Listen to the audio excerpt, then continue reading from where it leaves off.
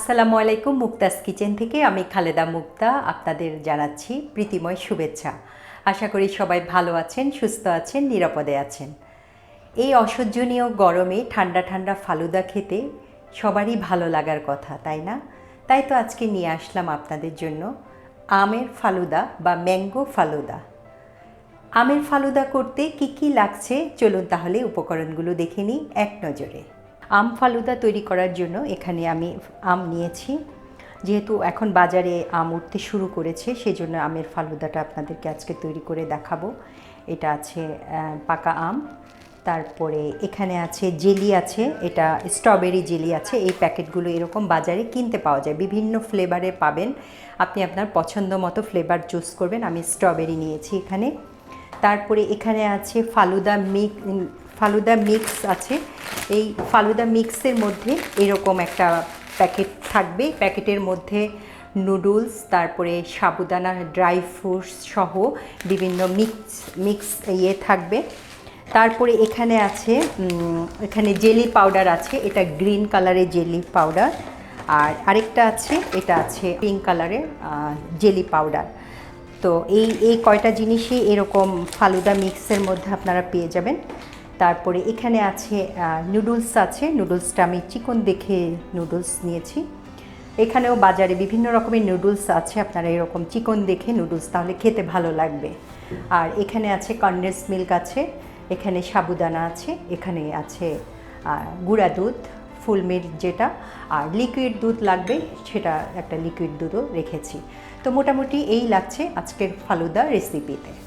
প্রথমে আমি এই সাবুদানাটাকে একটু ভিজিয়ে রাখবো, একদম ডুবো পানিতে ভিজিয়ে রাখবো। এটা ততক্ষণ ভিজাবো যতক্ষণ পর্যন্ত বাকি উপকরণগুলো আমি প্রিপেয়ার করে না নিব, ততক্ষণ পর্যন্ত এটা ভিজানো থাকবে। এই ফাঁকে এটা ফুলে যাবে। হ্যাঁ, তো এটা একটু আমি ভালো করে ডুবো পানিতে ভিজিয়ে রাখলাম। এরপরে যেটা করব, আমি ফুটন্ত পানি, এই যে পানি গরম করতে দিয়েছি, পানি ফুটে গেছে। এখন আমি ফালুদা মিক্সের ভিতরে যেই জেলি পাউডারগুলো আছে আমি ওগুলা একটু প্রিপেয়ার করে নিচ্ছি। পাউডারটাকে আমি একদম ভালো করে একটা সমান্তরাল পাত্রে এভাবে আমি বিছিয়ে দিব। দেখতে পাচ্ছেন এই যে এরকম একদম সমান্তরাল হতে হবে, সমান্তরাল পাত্রে এভাবে বিছিয়ে নিচ্ছি। তারপরে এটার উপরে আমি ফুটন্ত পানিটাকে দিয়ে দিব। চুলাটা অফ করে নিচ্ছি।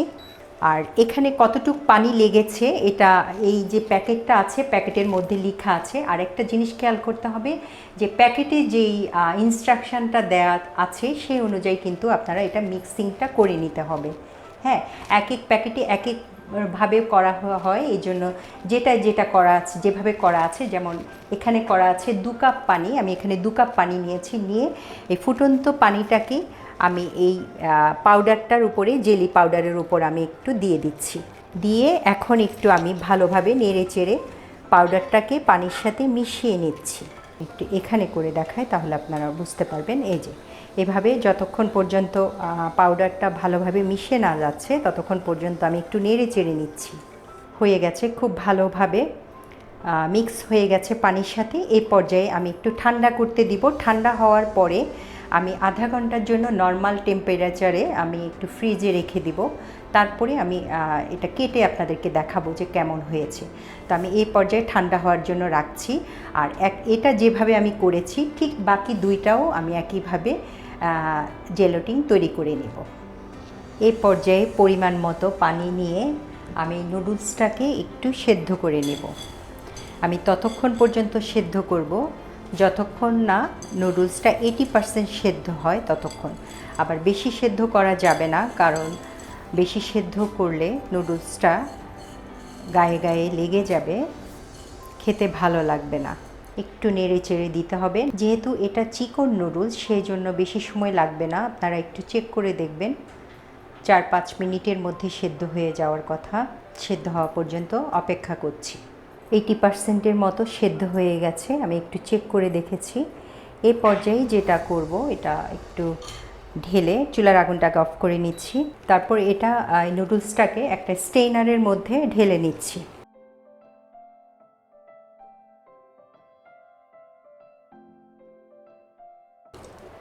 এখন ঠান্ডা পানি দিয়ে এটাকে ভিজিয়ে রাখতে হবে, তাহলে আর নুডলসগুলো গায়ের সাথে গা লেগে যাবে না, নুডলসগুলো সব ঝরঝরা থাকবে। আমি একদম ঠান্ডা পানি দিয়ে একটু ভিজিয়ে রাখছি। একটু পরে আমি স্ট্রেনারে এটা ঝরিয়ে নিব। আপাতত আমি একটু ঠান্ডা পানি দিয়ে ভিজিয়ে রাখলাম। চুলায় 1 লিটার তরল দুধ দিয়ে দিলাম। চুলার আগুনটা একটু ধরিয়ে দিচ্ছি। এখানে 1 লিটার দুধ আছে, এটাকে আমি একটু ঘন করব, অর্থাৎ আমি অর্ধেক হওয়া পর্যন্ত অপেক্ষা করব। এটা জাল করার পরে একদম যখন অর্ধেক হয়ে যাবে তখন আমি আপনাদেরকে বাকিটা দেখিয়ে দেব। এটা কমে একেবারে অর্ধেক হয়ে গেছে যখন, এই পর্যায়ে আমি যেই ফালুদা মিক্সটা আছে ওটা আমি দিয়ে দিব। দিয়ে ভালো করে নেড়ে চেড়ে নেব। ঘন ঘন নাড়তে হবে, নিচে যেন জমাট বেঁধে না যায়। ততক্ষণ পর্যন্ত নাড়তে থাকবো যতক্ষণ পর্যন্ত সব উপকরণ একসাথে সেদ্ধ না হয়। সেদ্ধ হওয়া পর্যন্ত অপেক্ষা করছি। এটা মিক্স হয়ে গেছে, সেদ্ধ হয়ে গেছে। যতটুকু আমার সেদ্ধ করা প্রয়োজন ততটুকু হয়ে গেছে। এই পর্যায়ে আমি আরেকটু বাড়তি যে সাগুদানাটা ভিজিয়ে রেখেছিলাম ওই সাগুদানাটা দিয়ে দিচ্ছি। এটার সাথে একটু ভালোভাবে নেড়ে চেড়ে দিতে হবে, নিচ থেকে একদম ভালো করে নেড়ে চেড়ে দিতে হবে যেন জমাট বেঁধে না যায়, এবং অনবরত নাড়তে থাকবো যতক্ষণ পর্যন্ত সেদ্ধ না হয়। সেদ্ধ হওয়া পর্যন্ত অপেক্ষা করছি। একদম ঘন থকথকে হয়ে গেছে। এই পর্যায়ে আমি যেটা করব, আমি একটু কনডেন্স মিল্ক দিয়ে দেব, কারণ এখন যদি আমি চিনি দিতে যাই তাহলে পাতলা হয়ে যাবে। কনডেন্স মিল্কটা হলে ঘনত্বটা ঠিক থাকবে, সেই জন্য আমি কনডেন্স মিল্কটাই প্রেফার করছি। আরেকটা জিনিস খেয়াল রাখতে হবে, মিষ্টিটা যেভাবে যতটুকু পছন্দ করেন সেই অনুযায়ী দিবেন। আমি এখানে আধা কাপ ব্যবহার করেছি। কনডেন্স মিল্ক দিলে যেটা সুবিধা, দুধটা পাতলা হয়ে যাবে না, আর যদি চিনি দেওয়া হয় তাহলে সেক্ষেত্রে পাতলা হয়ে যাবে। এই জন্য আমি কনডেন্স মিল্কটাই প্রেফার করি। এই পর্যায়ে এখানে আমি গুঁড়া দুধ নিয়েছি, ফুল ক্রিম গুঁড়া দুধ ওটা নিয়েছি, ওটাও দিয়ে দিচ্ছি। ভালো করে নেড়ে চেড়ে নিব। এখন গুঁড়া দুধটা আপনারা একটু গুলিয়ে নিলে ভালো হবে, ঠান্ডা পানিতে একটু গুলিয়ে নিয়ে লিকুইড করে দিলে ভালো হবে সবচেয়ে, আর একটু ঘন হবে। ঘনত্বটা আমি আপনাদেরকে দেখিয়ে দিব। একটু ঘন হওয়ার জন্য ওয়েট করছি। একটু নেড়ে দিচ্ছি। ঘনত্বটা আমি দেখাচ্ছি যে কীরকম হলে নামিয়ে নিতে হবে। এই যে দেখতে পাচ্ছেন, ঠিক এইরকম হলে, এই ঘনত্বটা এরকম হলে চুলা থেকে নামিয়ে নিতে হবে। আগুনটা অফ করে দিচ্ছি। এই পর্যায়ে যেটা করব, এই যে আমগুলো আছে, আমগুলোকে আমি একটু পিউরি করার জন্য একটু কেটে নিচ্ছি। সবচেয়ে সুবিধা যেভাবে করা আমার কাছে যেটা মনে হয়, এভাবে স্লাইস করে, এভাবে দুপাশ থেকে স্লাইস করে কেটে নিলে ভালো হবে সবচেয়ে বেশি। আমি একটু দেখাচ্ছি। এরপরে যেটা করতে হবে, এইভাবে যদি ছুরির আগাটা দিয়ে এভাবে কেটে নেই, ছোট ছোট করে আগা দিয়ে কেটে নিই, তাহলে এভাবে তুলে নিতে সুবিধা হবে। এই যে দেখতে পাচ্ছেন, এই যে এরকম হবে, এরকম হবে। এভাবে আমি সবগুলো আমকে করে নিচ্ছি। আমগুলোকে এই পর্যায়ে একটু পিউরি করে নিব, একটা জারে করে ব্লেন্ড করে নিব। আরেকটা জিনিস খেয়াল করতে হবে, মিষ্টি দেখে কিন্তু আমটা যদি হয়, মিষ্টি দেখে আম কিনতে হবে, তাহলে খেতে ভালো লাগবে। আর যদি আমটা টক থাকে সেক্ষেত্রে একটু সিরাপ দিয়ে নিতে হবে, না হলে টক টক লাগলে আর ভালো লাগবে না। আমটা আমি আজকে যে আমটা দিয়ে করছি এটা অনেক মিষ্টি আম। গ্রাইন্ড করে নিচ্ছি। পানি দেওয়া যাবে না, আমের ভিতরে যে পানিটুকু থাকবে শুধু ওই পানিটুকুই চলবে, আলাদা করে পানি দেওয়া যাবে না। আর যদি একেবারেই দিতে চান তাহলে একটু দুধ মিক্স, লিকুইড যে দুধ সেটা মিক্স করা যাবে, বাট পানি দিয়ে করলে আর ভালো লাগবে না।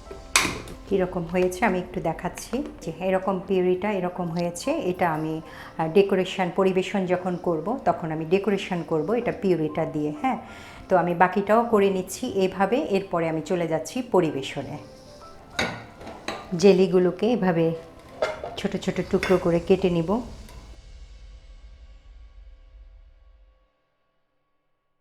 তারপরে আবার এই সাইড দিয়ে এভাবে করব, স্কয়ার শেপ করে নিব। একটু চামচ দিয়ে তুলে আমি দেখাচ্ছি কীরকম। ক্রিস্টালের মতো, এই যে লুক। এভাবে আমি সবুজটা আর পিঙ্কটাও একইভাবে করে নিচ্ছি। এখন যেটা আমি করব, আমি পরিবেশনে চলে যাচ্ছি। প্রথমে যে গ্লাসে করে নিব সেই গ্লাসটা নিলাম। তারপরে এটা যেহেতু আমার ম্যাঙ্গো ফালুদা, সেজন্য আমি প্রথমে আমের পিউরিটা দিয়ে নিচ্ছি নিচে। ডেকোরেশনটা সম্পূর্ণ নিজেদের উপরে, যে যেভাবে ডেকোরেশন করতে পছন্দ করেন ঠিক সেভাবে করলে হবে। আমি প্রথমে পিউরিটা দিয়ে নিলাম খানিকটা, এরপরে আমি নুডলসটা দিয়ে নিলাম,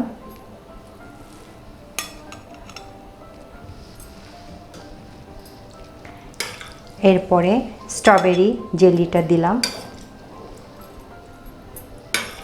একটু গ্রিনটা দিলাম,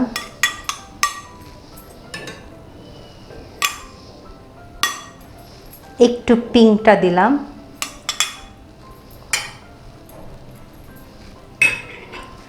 তারপরে যেটা করব, এটা সাবুদানা সহ, সাবুদানা তারপরে ড্রাই ফ্রুটস যেগুলো আছে ওগুলো একটু দিয়ে নিলাম, একটু ম্যাঙ্গো দিয়ে নিলাম, এটা কিউব করা টুকরো ম্যাঙ্গোটাও একটু সাথে রাখছি, আর একটু লাল কালারের জেলি দিয়ে নিলাম এই সাইড দিয়ে, আর একটু নুডলস দিয়ে নিলাম, সাথে দুধের মিশ্রণটা দিয়ে নিচ্ছি। এখন যেটা করব, এটার উপরে আইসক্রিমের কিউব দিয়ে দিব। এটা আমি ভ্যানিলা ইউজ করছি, আপনারা চাইলে ম্যাঙ্গোটাও কিন্তু ইউজ করতে পারেন। ওই যে বললাম, সাজানোটা সম্পূর্ণ নিজেদের উপরে।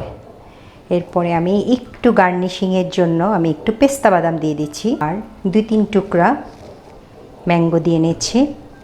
আমের যে টুকরোটা, এই সাইড দিয়ে একটু জেলিও দিয়ে দিচ্ছি কালারফুল হওয়ার জন্য। এভাবে সাজিয়ে নিয়েছি, বাকিটাও এভাবে সাজিয়ে নিচ্ছি। হয়ে গেল মজাদার ম্যাঙ্গো ফালুদা। দেখতে পাচ্ছেন কতটা সুন্দর হয়েছে। সাজানোটা নিজের মতো করে সাজাবেন। তৈরি করে ফেললাম আমের ফালুদা বা ম্যাঙ্গো ফালুদা। দেখলেন তো কত সহজে এবং খুব অল্প উপকরণ দিয়ে তৈরি করে ফেললাম আজকের রেসিপিটি। আজকের রেসিপিটি যদি আপনাদের ভালো লেগে থাকে অবশ্যই লাইক কমেন্ট করতে ভুলবেন না। আর যারা আমার চ্যানেলটি এখনও সাবস্ক্রাইব করেননি, সাবস্ক্রাইব করে আমার পাশে থাকার অনুরোধ থাকলো। তো আজকে এই পর্যন্তই। সবাই খুব খুব ভালো থাকবেন, আমার জন্য দোয়া করবেন, আমার পরিবারের জন্য দোয়া করবেন। এতক্ষণ আমার সাথে থাকার জন্য সবাইকে অসংখ্য ধন্যবাদ।